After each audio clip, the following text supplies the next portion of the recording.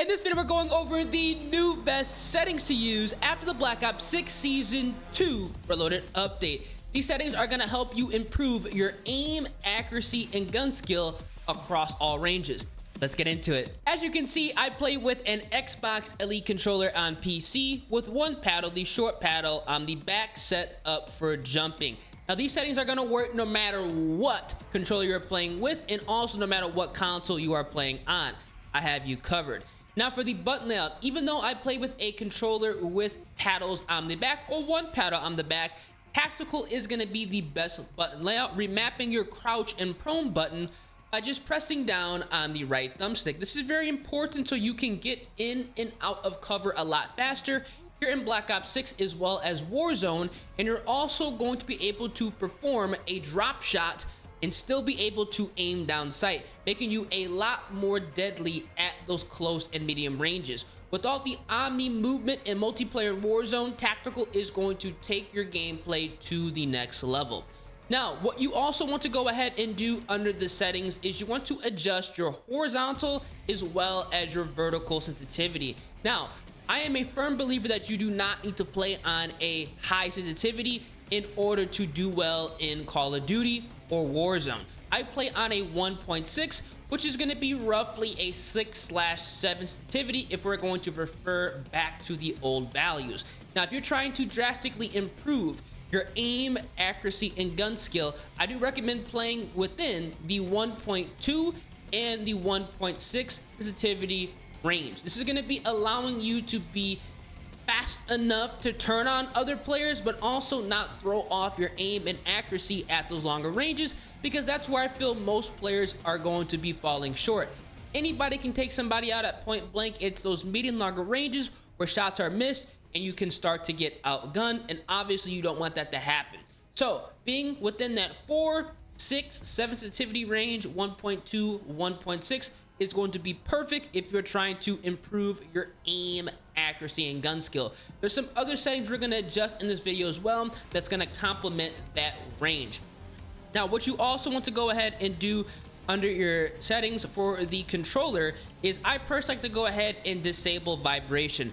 This is going to be a setting that you're either going to turn off and never turn back on, or turn it off and feel like you actually like vibration. I've not played with vibration since Call of Duty World at War. It's just going to throw off my aim and accuracy at longer ranges, and I don't want that to happen, so I go ahead and actually shut this off. A lot of controllers nowadays are actually being shipped out without the rumbles in them. Like if you get like a scuff or a battle beeper, you could actually get those removed. So that goes to show you a lot of people don't like vibration.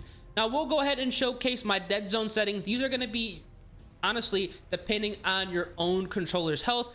But as you guys can see here, these are the settings that I run. These are honestly not going to be the same that you might want to run, because again, everybody's controller is going to be different. Now, under the aimings tab for controllers, we are going to be adjusting our sensitivity multiplier. This is incredibly important when playing on that 4 to 6 sensitivity window.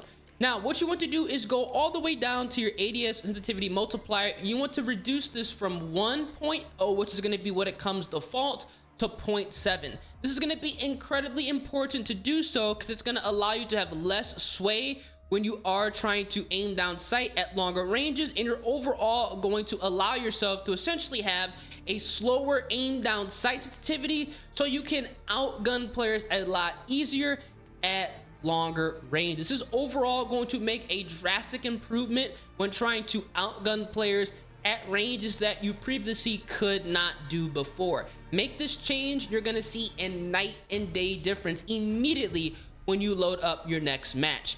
Now, everything else here is going to be on standard, but for your aiming advanced settings, what you want to do for the look-in version is make sure everything is going to be pretty much the same, but your transition timing must be set to instant. If you do not have this on instant, you're going to have a delay, and it's going to be incredibly irritating when you're trying to transition from target to target to target, especially if you're coming off of a sprint or a tac sprint. Now, for your aim assist response curve type, personally, I like to go ahead and keep it on standard.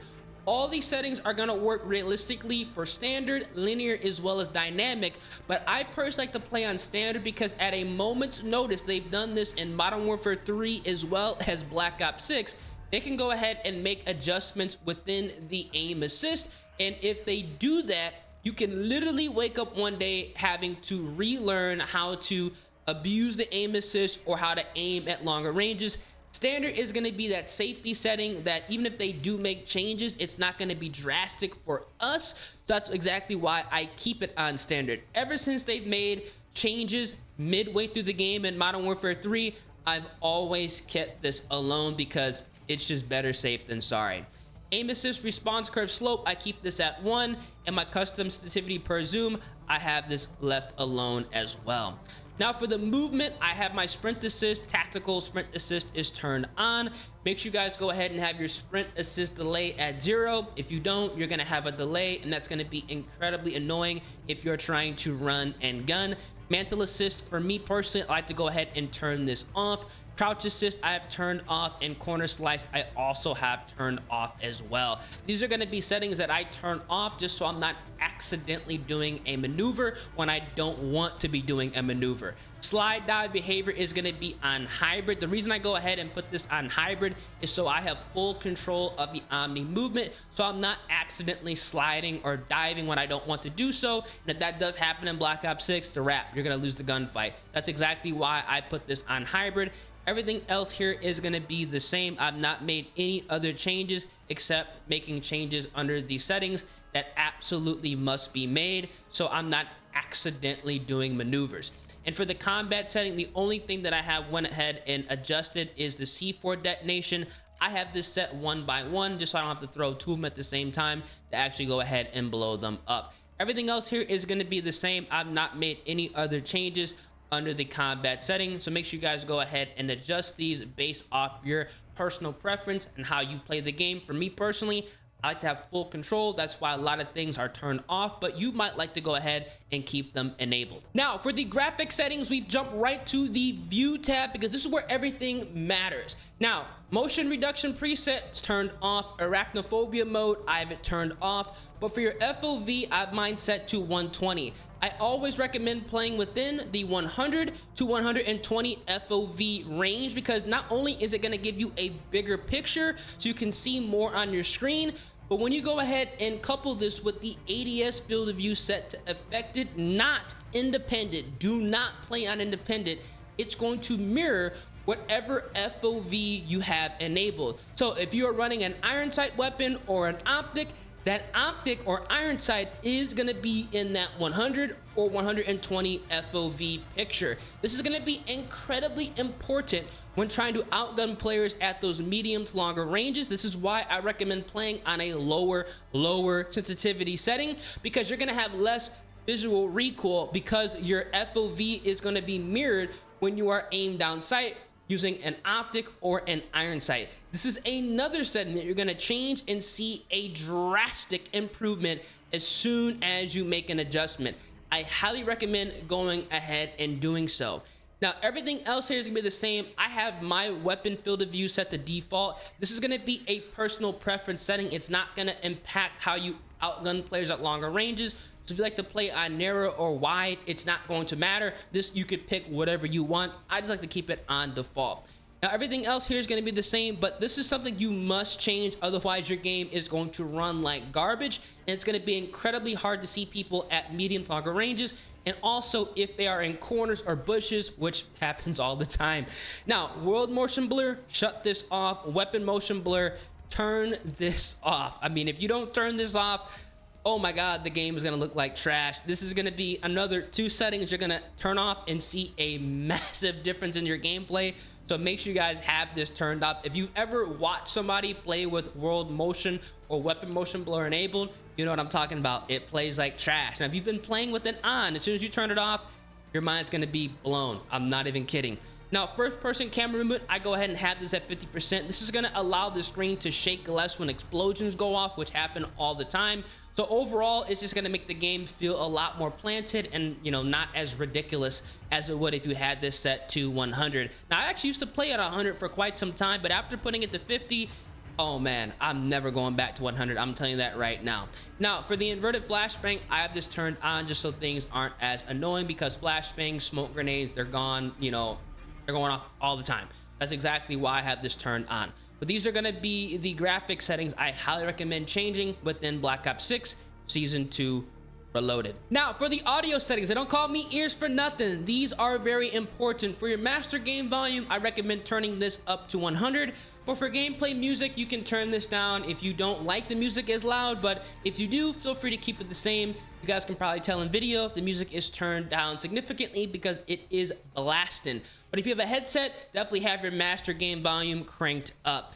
Now, what I also recommend going ahead and doing is for your audio mix, play on headphones bass boost. This is a massive W, allowing you to hear more footsteps and gunfire a lot easier, so you can pinpoint where people are at without the use of a UAV a lot easier. I do recommend going ahead and playing on this setting if you are on a headset, because let's be honest here, any headset you've bought within the last 7 years is going to be rock solid. I bought this headset back when Call of Duty Infinite Warfare was the main game.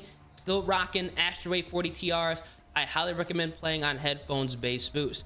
But everything else here is going to be the same. I've not made any other adjustments. The only thing that I've personally changed is push to talk, so I'm not annoying the lobby when I'm making videos, because if this wasn't on, well, it'd be kind of cooked. So these are going to be the audio settings I recommend running within the Season 2 Reloaded update. And finally, for the interface settings, we're going to jump right to Gameplay Hub. This is the only place that I've made changes, and honestly, only place you need to make changes as well.